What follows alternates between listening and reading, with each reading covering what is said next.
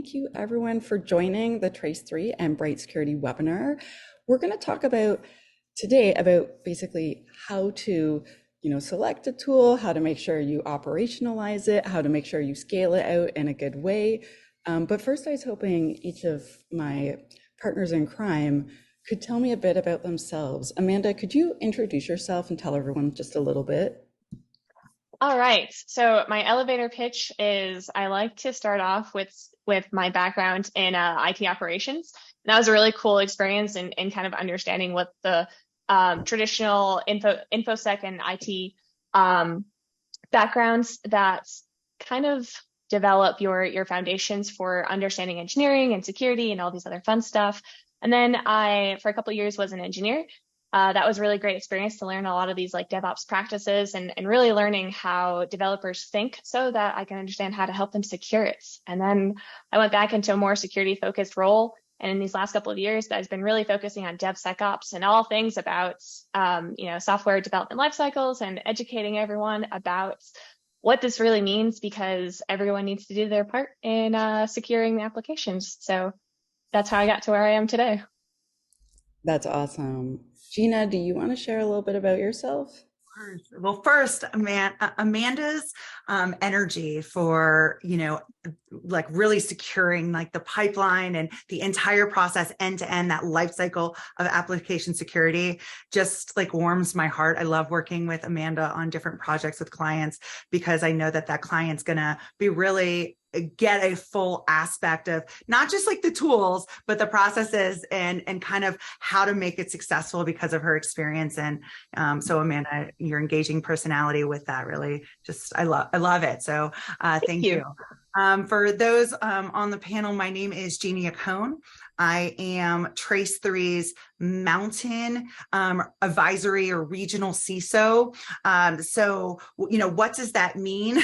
It means a lot of different things. So I do help with kind of go to market and things like that. I'm also our security officer for our region.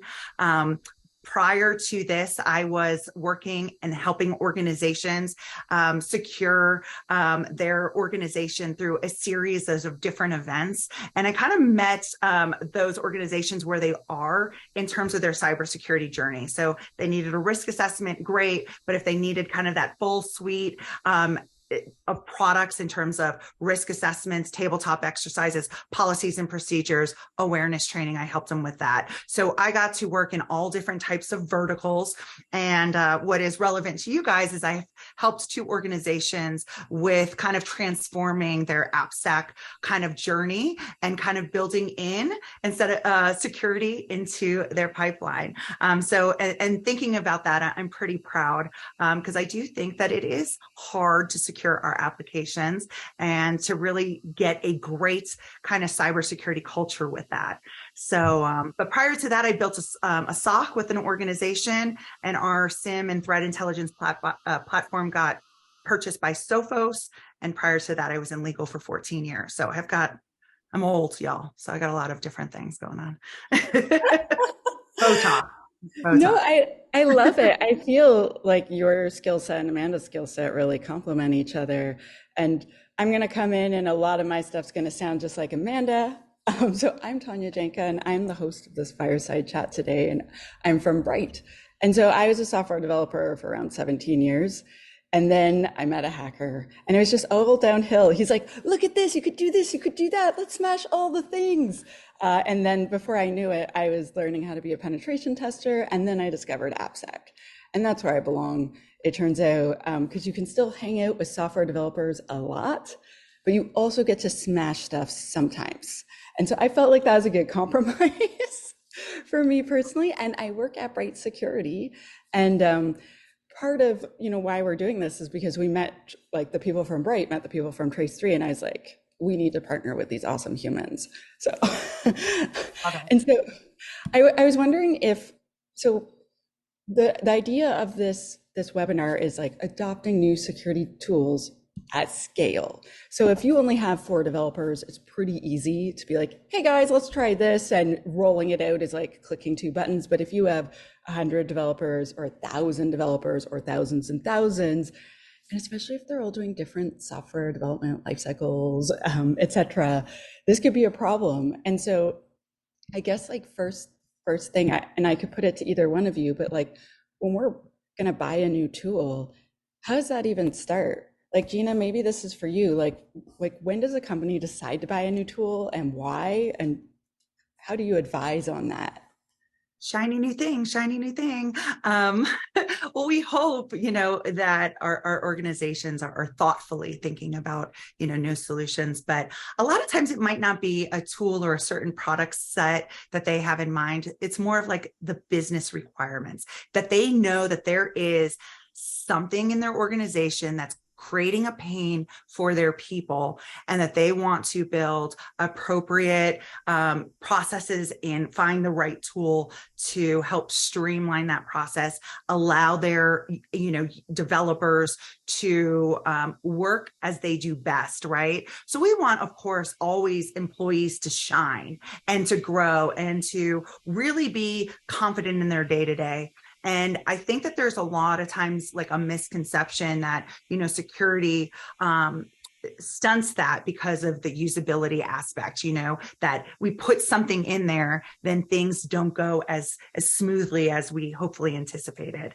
And I don't necessarily think that that's the case. Sometimes, of course, there might be some, pop-ups and things to kind of alert you to some risks. But, really, if a tool and processes are done properly, then it should be seamless, and it should really empower our developers. So when we think about organizations, we really want to think about what are your business requirements, or what are your pain points, so we can build those kind of use cases out, and really think about, the uglier the better, in a way. Like, really, what is, your end goal? What does success look like for you? And make sure that we're doing it in a very thoughtful process. So I think making sure when you're putting in any tool, understanding success and your business use cases is fundamental.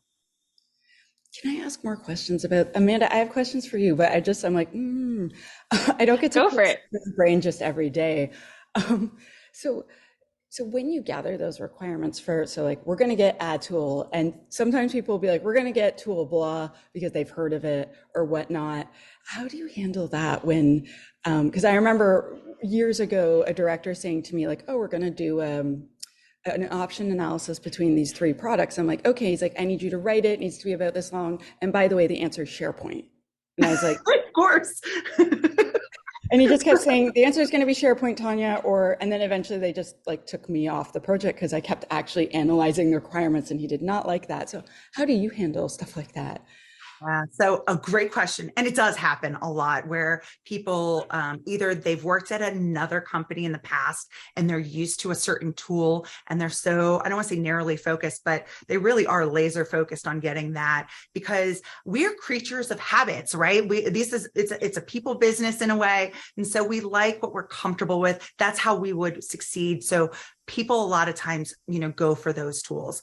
There are a couple of things that we do, or that I do, that when I'm talking to clients, from a cybersecurity due diligence perspective, you really do need to look at 2 to 3 tools. So if you're getting audited, that the auditors can see that you actually have evaluated those certain tools. So there's that like kind of compliance, component, and really kind of seeing, is this the most secure for our organization that we can plug it in? So that is a real thing. So when we kind of come up against that a lot, but I think I'm going to send this kind of over to Amanda in a way, because she's really great at getting buy-in from the developers. So, for me, it's, hey, listen, compliance, leadership stuff, business stuff, right? You need to look at these couple of tools, and I will help them score it. But that scoring and that really buy-in really comes from the developers. And Amanda is exceptional at that. So I'm going to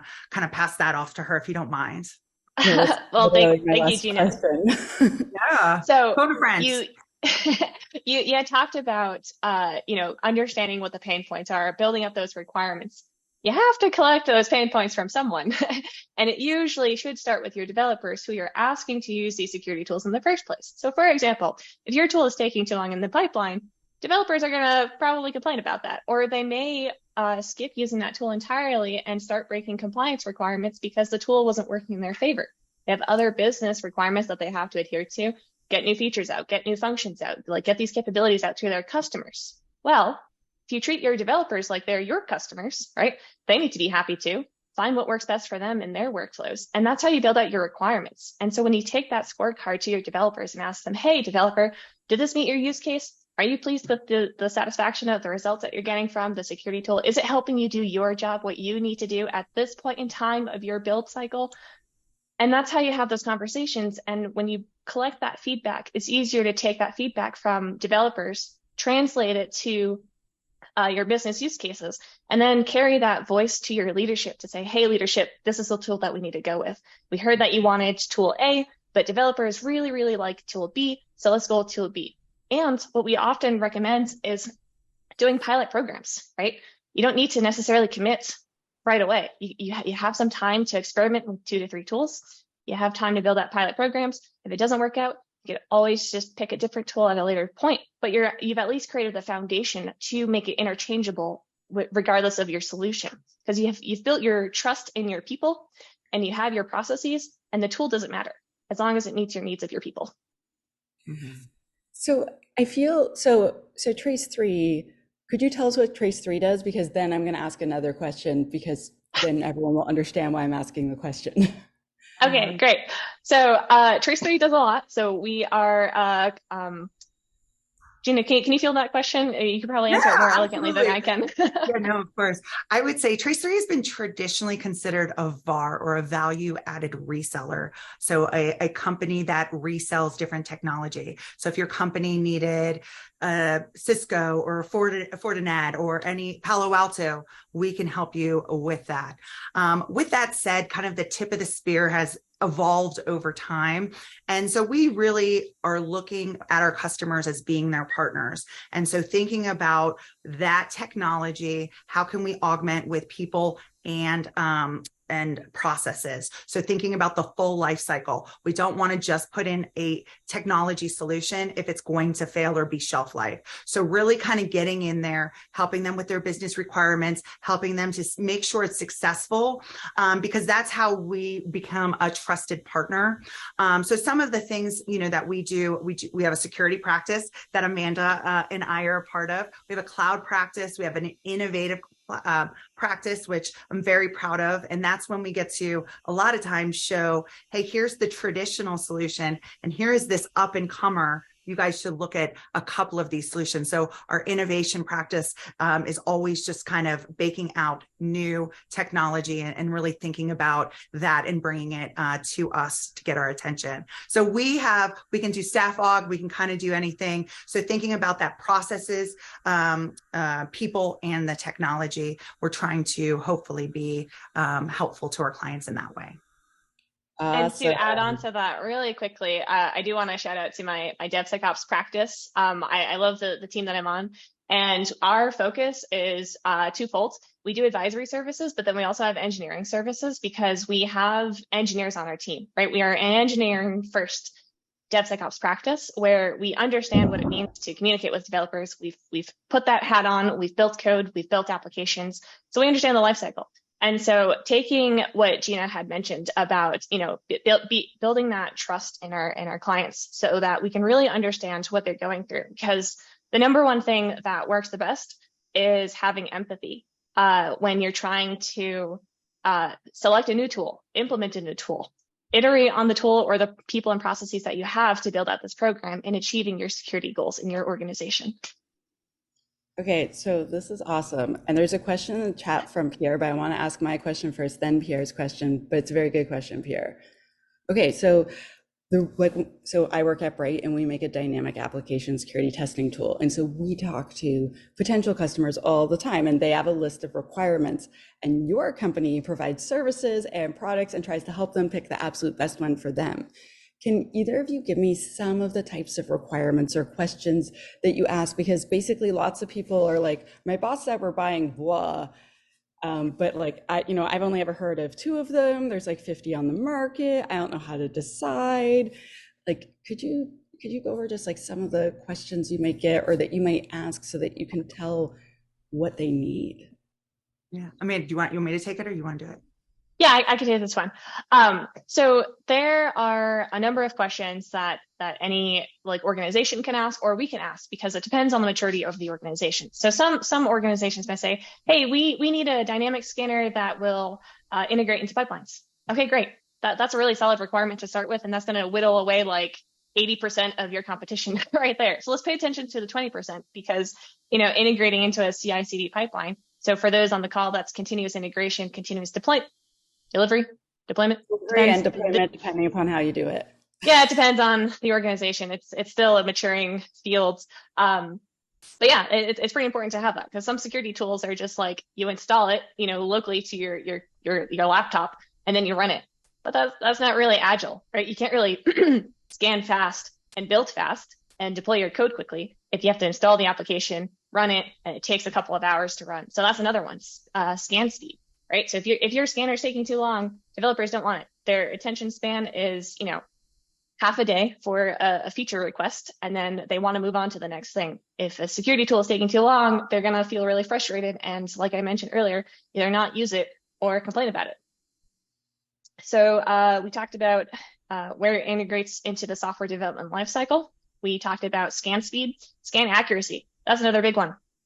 Developers do not want to spend their time wasting reviewing false positives, because then again, they will not trust that security tool. They won't trust the security team because it was slowing them down, giving them false information, and slowing them down from focusing on what really matters. So scan accuracy is another good indicator. Language support. It needs to scan the language of their development choice. And if it doesn't support it, you need to kind of get creative, whether you use a commercial product and open source in tandem together, because there is no one size fits all security tool on this planet. So if you think there is, that salesperson is not truthful. I agree. I think those are some of the major ones, language dependencies, and then making sure it covers the any compliance requirements that your organization has. Like if you have HIPAA or PCI or other regulations that you need to be cognizant of when you're scanning, that should be part of your requirements as well. And there's also, and then Gina, can you think of any other ones?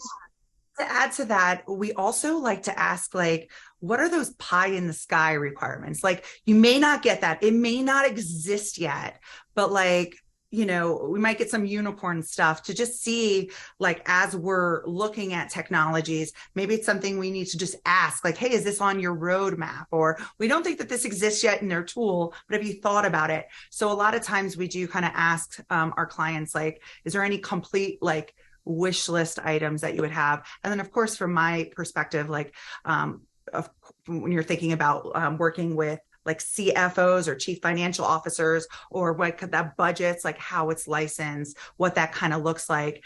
And to Amanda's point before, how these tools are successful, a lot of times you don't just deploy it to everybody, you deploy it to a team, and maybe, what does that POC look like, so we can kind of look at that tool or that product for this team to see how then we can replicate it for success, more at scale. So there are some things where, how does it look like? So those requirements, it can be, over 100 requirements, it could be 10 requirements, depends on the client. So. Oh my gosh, that's awesome. I quite often get asked about stuff like this. They're just like, so, we need a DAST. I'm like, cool, like, what CI/CD pipeline are you using, or are you even doing that? Like, are you a 24-hour operation? Because like if everyone works in North America in the same time zone, it's like we could just scan things overnight, nice and slow, and not bother anyone. But if you're a 24/7 thing, then that means the people that are awake while you're asleep are pretty ticked at you. Yeah, there's a lot of stuff there.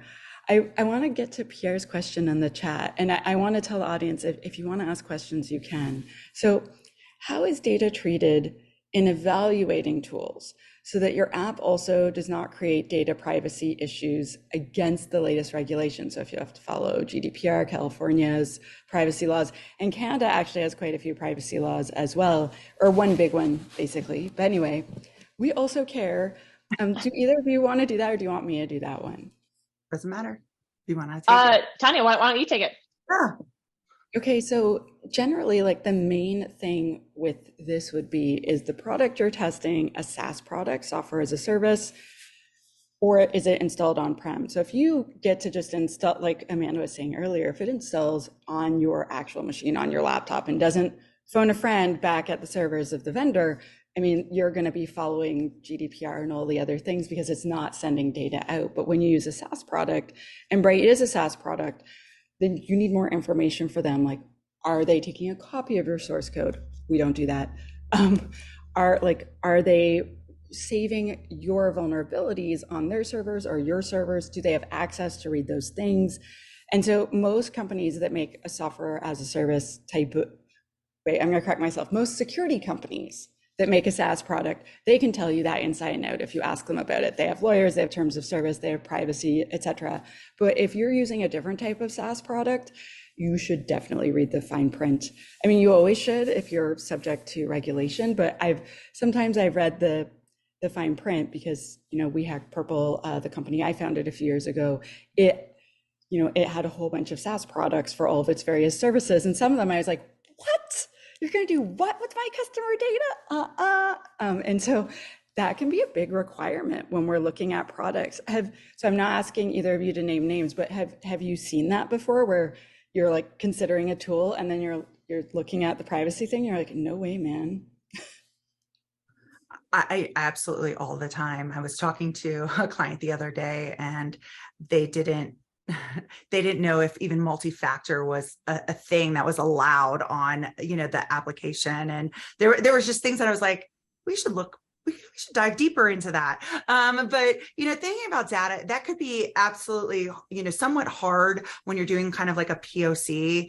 A lot of times, we hope organizations have de-identified data, or, have really thought through their data types when they're looking at different tool sets, so that you can appropriately, let's say, look at the data and see if it would flag any type of privacy requirements or compliance. So I know that when we're doing gathering requirements, one of the first things you want to see is, do you have any legal compliance requirements? So just think about all those different privacy things, and also contractual. Like, a lot of times we don't think about organizations kind of asking other organizations to have very confined aspects of their data. So thinking about that, you really have to look from a legal and contractual obligations, so that when you're doing a POC, that you're kind of getting it right. So, but yeah, I think it is, I would say it's a little bit difficult sometimes, because it really kind of depends on the organization and what type of, if they have that de-identified, or if they're using production data. Like, hope not, but you just never know. You just never know. I have seen it more often than not. I know, me too. I don't want to say that, but absolutely, I wish we really do need to take 5 steps back in a lot of organizations to really kind of bake that out a lot better than we do, and evolve it. It needs to be kind of that living, breathing code that it's really thought about and looked.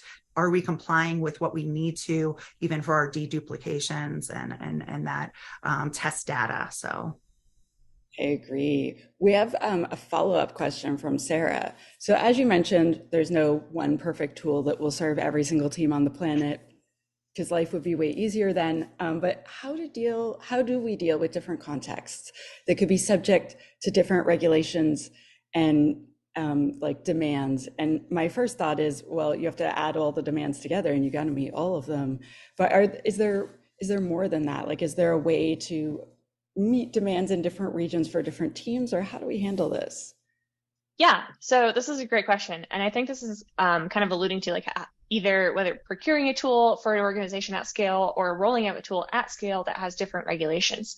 You definitely want to do this in a phased approach, and working with like the different sets of regulations that you need to adhere to making sure you're not clouding your configurations with inappropriate controls that you didn't mean to implement in the first place. So taking it as a phased approach and really testing out to see whether or not you hit all of the compliance requirements that you need to in order to be considered in regulation with the standards you're trying to follow.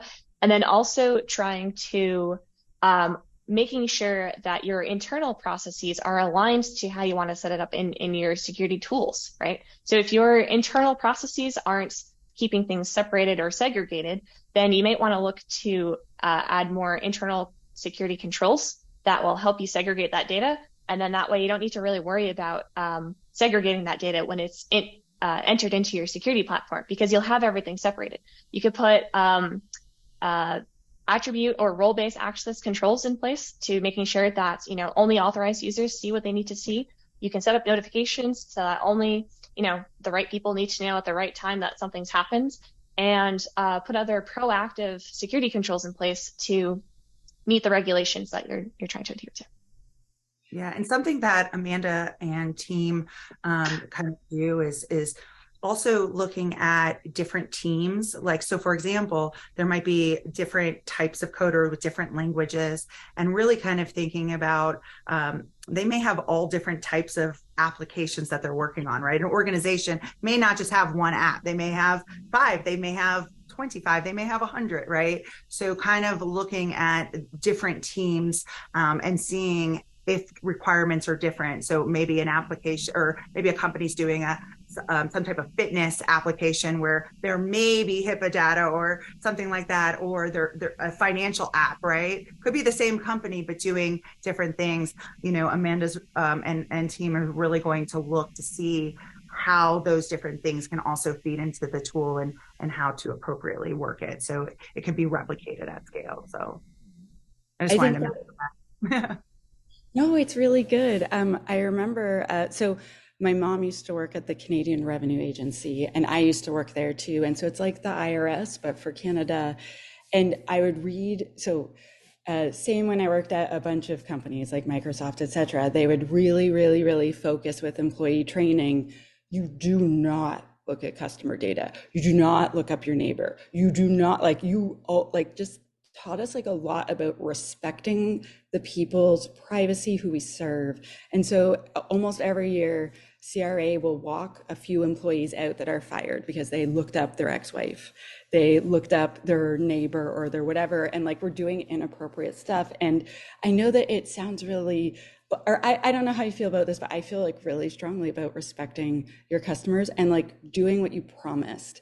And so I'm like, good on you to like train them, like re-emphasize it all the time, do all the things. And then if someone still does a completely like blatantly malicious thing, like, yeah, you're out of here, buddy. Not that I would celebrate people getting fired, but it's like I'm celebrating that like an organization, they don't just send an email saying, we respect your privacy after they breached your data accidentally or spilled your data, but like they actually mean it with their actions every day. And I feel like I actually have such a good thing for everybody in the audience and everything. I think that this is so important. Like, it drives me nuts when I go to a website and a company's like, you know, puts their customers or security or privacy first. And then I go into that company and they're like, we only have a 1% budget for security, right? Like when companies are holding to their mission and holding accountability, like you said, and abiding by their policies, right? I think that's really important. So I a lot of times will go back to their mission statement, you know, and be like, you know, really excited to talk to you guys. Looked at your website and man, you are building the most secure applications for your clients. And man, I'm really happy that you take security very seriously. And they're like, we don't have a budget. You know, it gives you pause, right? It gives you pause. So just kind of just a light bulb trying to take that. Sorry about that. No, like it really matters. So for instance, like Bright Security, like I was like, can I share our secure system development lifecycle? Because there's like 9 security steps. And I'm like, it's really cool. Like, am I allowed? So they're saying that I'm allowed to share it. So I'm gonna write a blog post soon. But I'm like, I feel like it's really important to demonstrate that we follow the advice that we give every single day. Like we're telling you because that's what we do and because it works.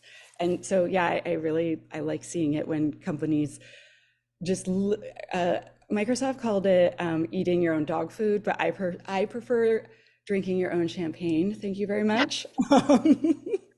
Drinking your own champagne sounds a lot nicer, and I could definitely get behind that. So we'll do like hashtag drink from your own champagne because it's true, and that's part of the other secret to scaling out the tool, right? You really need to understand how the tool works, how it's going to be set up, and how it's going to impact the end users who ultimately have to use the tools. In the chat, we have from Sarah, drinking your own Beaujolais. I'm there for it. I'm there for it. We have another awesome question from Christopher, but I know when you're the host, you get to ask your questions first. So we met before the webinar, and that's why we're all talking so comfortably. So if you're watching, you're like, did they just meet? No, I've been hassling them for months. So we talked about creating a roadmap for a company. So Trace3 comes in, and our security's here. We really need it to be here. We're just getting into DevOps. We're just, you know what I mean? Like, what is the first couple steps or even just the very first step that you might take to try to help them create a roadmap for their security program? Yeah, so there's a three-phased approach that we kind of think about here. You have your crawl, your walk, your run. And if you're super optimal, you're like sprinting. But we're really working with people who need help with crawling to build the foundations, figuring out where they're at today so that we can help them figure out where they want to go tomorrow. And that's sort of where we get to the walk and run. That's tomorrow. But today we're understanding what's happening. What do you have in place today? What's working, what's not working? And then collecting that user feedback, because again, if you treat DevSecOps almost like it's a product in your organization, right? You want your developers to be happy. And I say this all the time. A happy developer is a happy security team because then they're doing the right things, right? We put security controls in place to put safeguards on, our company crown jewels, but then there's been some sort of like disconnect or miscommunication on the expectations and how you actually get that done. So when Trace3 comes in, we kind of figure out what the security team's trying to do, what the development teams are trying to do. And if organizations have a DevOps team, we bring them in too, because they're going to help, accelerate the program with using Agile and DevOps methodologies to help speed things up. So we kind of help figure out what everyone's trying to do and create that cohesive plan that everyone can agree on, because that's been the biggest challenge is how do we get everyone on the same page from people on the front lines to, leadership levels and getting them on a plan that they can agree on and work towards and iteratively build out that plan. So phase one in the crawl stage is getting those requirements, figuring out where everyone's at. The walk phase is where building out a pilot program. We're going to set up the tools. We're going to create processes and let it run. But we're not going to say the whole organization needs to follow it. We're just kind of seeing what works, testing the waters. And if we're, testing a new tool or if we're evaluating new tools or implementing new tools, we want to do a pilot program, right? And you can do that with the assistance of like Trace3 and Bright being partnered together to kind of help educate people on what they need to do with any solutions. Then also setting up a security champion program. That's really helpful to scale out your security initiatives, because as everyone knows, it's no secret that there's like a shortage of security resources on this planet. But to scale and to really be successful, security is everyone's responsibility, right? Protecting our data, protecting our privacy should be everyone's utmost concerns, in my opinion. And so when you get to the walk phase, you're setting up your tools, you're setting up your processes, you're testing things out, you're collecting feedback. And then in your run phase, you're iterating. You're really advancing your security policies, your controls, and your risk posture, because you've built the trust with the foundation you've created with your developers and really driving your needle to maturing your security organization. So that's sort of what goes on the roadmap at a super, super high level, but it's, again, no one size fits all. Where everyone is today is going to be different for every single organization. And so the maturity is always going to be different. The roadmap is always going to look different. However, the framework is going to remain the same, because that's really what you need to do to get started. You need to think about your people, your processes, and then your technologies. And it's specifically in that order, right? You can have the best tool on the planet, But if you have bad processes written by people who don't understand what the pain points are, you're not going to have a good tool or an effective process for the people who need to follow it. So to tie in all of those three things together, you really need to understand, what do your people need? What do your processes need to be built? And what tools can you bring in to support those processes and to really enable and empower your people to do what they need to do? I really want to have quotes now, like that says like Amanda says, right? At the end of it. So many good things. Great, good thing this will be recorded. I know, right? I can transcribe it. One of the amazing things that I think that, I don't want to kind of slide over is that continuous feedback loop that Amanda and team are getting. Like, they really want to make it successful. We really don't want to we want, developers first, but it's also just people first. Getting that continuous feedback and improving their processes are vital to buy-in. And then once you have that buy-in, that really helps you kind of be able to do better things down the line, include better processes and or get additional tools for the product or for your application. So it's really important. I just wanted to make sure that it's like developer first, people first type of thing that we really are subscribing to here. And so. No, I love it. And Amanda, I was on a panel a few months ago with this amazing woman named Nicole Becker, and they were asking us, like, how do you start your very first conversation when you go to, and she says, oh, I show up to the meeting. I'm like, hi, I'm from security. I come in peace. And she's like, and then everyone laughs. She's like, there are so many developers that have been mistreated so many times. And so, Amanda, when you were talking, I'm like, oh my gosh, those two need to meet. Like, I feel like you have this way about you that, like, it feels like you definitely understand their job and their concerns and what they need, and actually care about it, and like adjust the things you do to make sure it works better for them. And like both of you, what you're saying, for anyone that's like listening and not watching, I was like nodding my head vigorously for like 2 straight minutes. Thank you, Tanya. To kind of like add more to that, as we mentioned, everything that we bring as Trace3 to an organization, it is going to be dependent on the organization. And while we do recommend, hey, from Trace3's perspective, this is what we think could work for you. But at the end of the day, there really isn't no right or wrong way, but just a better way, right? Because obviously something wasn't working before, and that's why we're having these conversations, because there were pain points and we need to iterate, use feedback, and do better, right? And to Gina's point, when we continuously engage our clients, we're always asking, what's worked well, what hasn't worked well, because we're really kind of taking DevOps and Agile methodologies, right? As a developer, I've learned that, at the end of a sprint cycle, and a sprint is just a duration of days that a development team may build some code, for those who are not engineers on this call. But at the end of a sprint, they'll do what's called a retrospective session. And they ask, like, hey, team, what went well and what didn't go well, and what can we do better next time? And when you bring that mindset to the conversation, it really makes it easier, because you're building that trust. You're listening to their pain points, and you're trying to do something about it. And that's where I think Trace3 really shines, because we want to take the time to understand what's wrong and how do we get to the root cause and what can we do to help make things better. Yes. So there's a question in the chat that's like kind of a question from quite a few minutes ago from Christopher. Any experience with automated evidence collection platforms? And I actually do have some experience with this, but not since 2007 and 2008. So I use things like Ringtail to like gather just tons of evidence and change it and organize it and stuff. But like that's a zillion years out of date. I'm wondering if either of you happen to have, I don't have any recent experience with evidence collection, but I thought I'd throw it out there just in case. No, I don't have any relevant experience myself, but it is an area that I think needs more attention to, as organizations are realizing, oh, I need a better way to collect evidence. I need a better way to not only self-audit, but like externally audit myself and be prepared for these types of things. So no, not yet, but I hope to get more in the future. Gina, do you have any?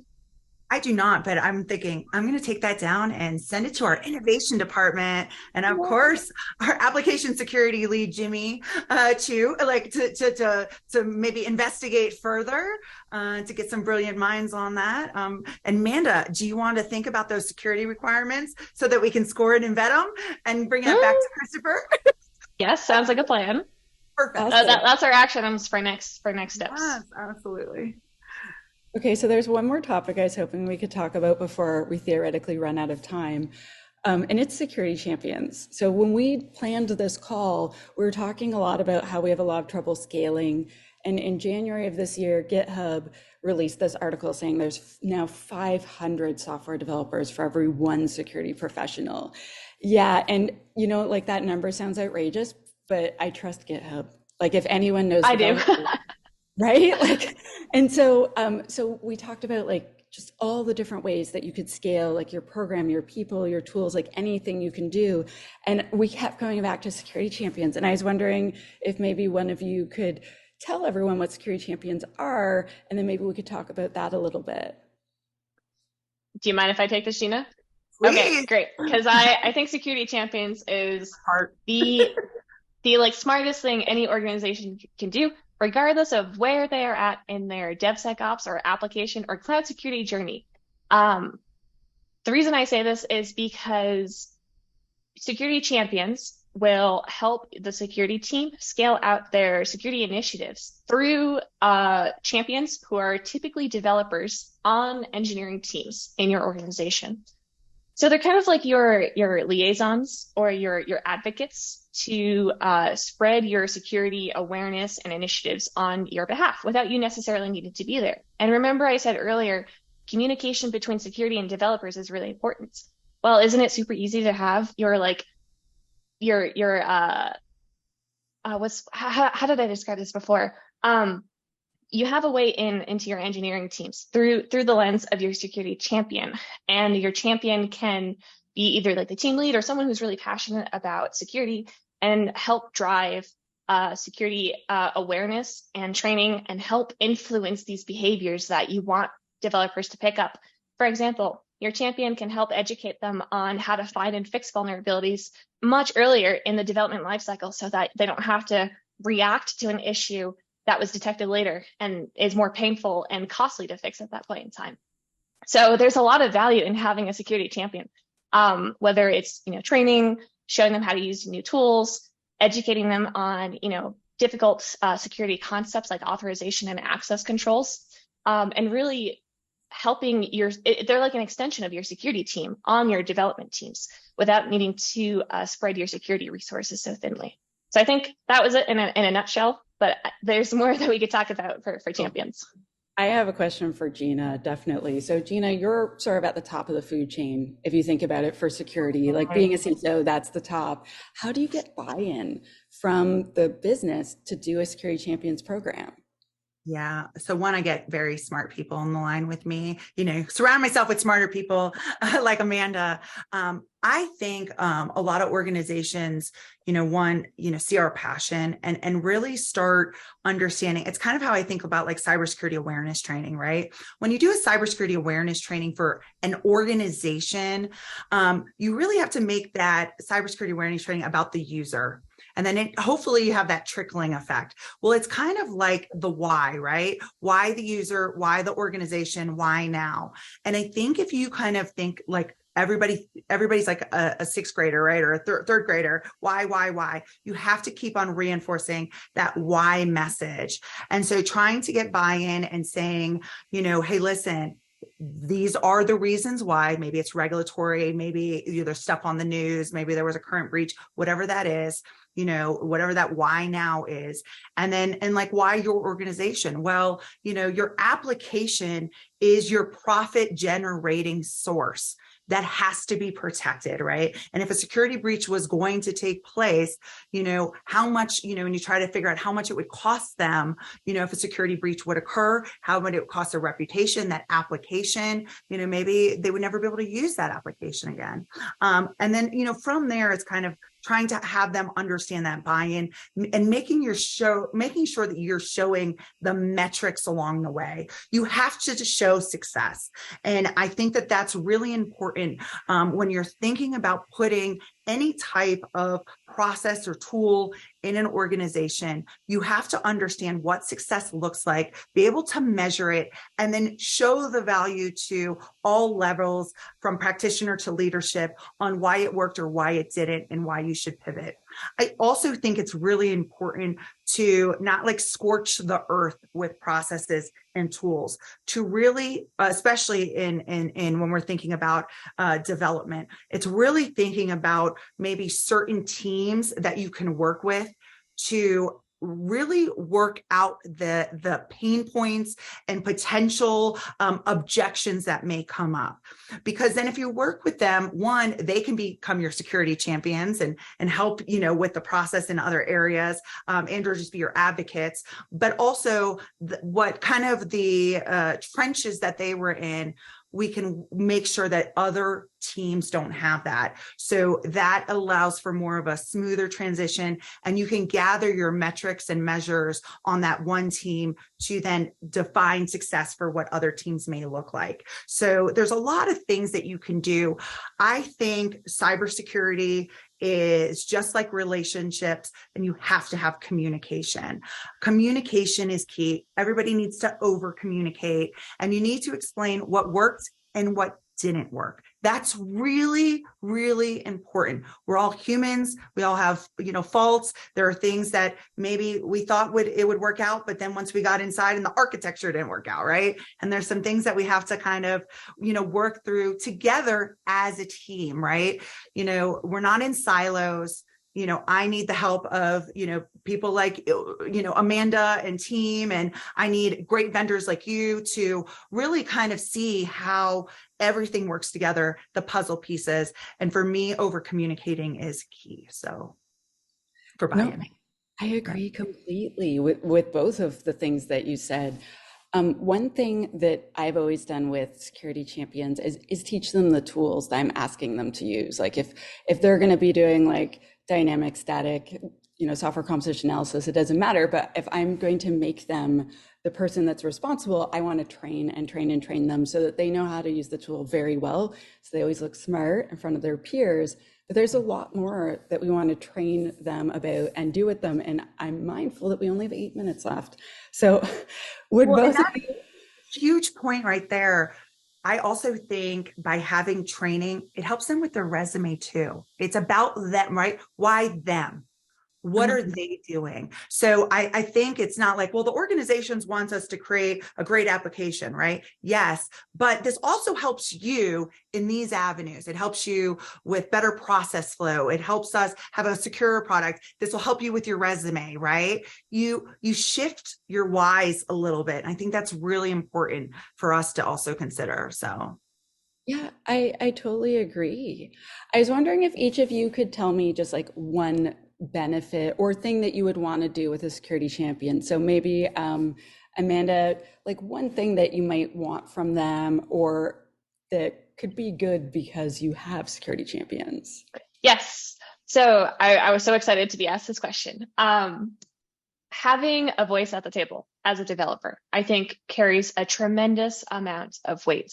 So when you say, hey, I'm a security champion and I helped design my secure development policies that my organization needs to adhere to, that kind of feels like a really cool thing to brag about, to be honest. So for those engineers on the call, definitely hype up champions at your organization, and Tracy can help. But having that voice at the table is really, really valuable. And because it goes both ways, right? Security teams are asking developers like, hey, can you learn about this tool? But then developers or the champions can say, hey, security team, I think this tool could work, or I think this process could work. And you get that bi-directional feedback loop, which is such a healthy place to be for our security and engineering team to collaborate, because not all security practitioners have an engineering mindset, and not all engineers have a security mindset. So there's a lot of learning that we could both benefit from if we kind of break down those barriers and give them a chance to voice their opinions. So That's such a good answer. Gina, do you want to Oh, I have add? to follow up on that, huh? Yeah, no. I definitely think of the bragging is absolutely great from both sides, right? Leadership can brag about their team. So I think security champions, though, redefines cybersecurity culture at an organization because it isn't yes, I do think that, security and policy should be from like kind of the top down and up down. Like there's so many things you can think about that, but having champions and having continuous feedback loops and celebrating successes and doing all that really changes that cybersecurity culture at an organization, that engineering versus security, those silos, or IT, those silos that, take place. And there's just so many good things that come out of it. Is it easy? No, it's not, right? But it is so worthwhile, just like your relationships. So I think it's really critical to have successful programs like this, because I think it is just revolutionizing the way that organizations think about security and think of it differently. So I like that. So I'm going to tell everyone a little secret about Security Champions programs. And so if you are a developer and you become a security champion and you're very, very interested, when the security team needs to hire someone, we are going to try really hard to convince you to come onto our team. And like, it is one of the best possible ways to recruit a junior AppSec person. It's like they already have tons of corporate memory, so they know all of the apps. Everyone knows this person and likes them. And this is how I got onto the security team. I had led one of the dev teams, and I had completed like a super huge project. And one of the head of security basically came over and he's like, yeah, so we're like gonna hire a junior security person. And I was like, me, pick me, pick me. And he's like, we're wondering if maybe you would want to. I'm like, me. Welcome to the dark side. I know, I was so excited. I was joking with them because 2 out of the 3 people on the team were named Eric. I was like, you can call me Erica. Um,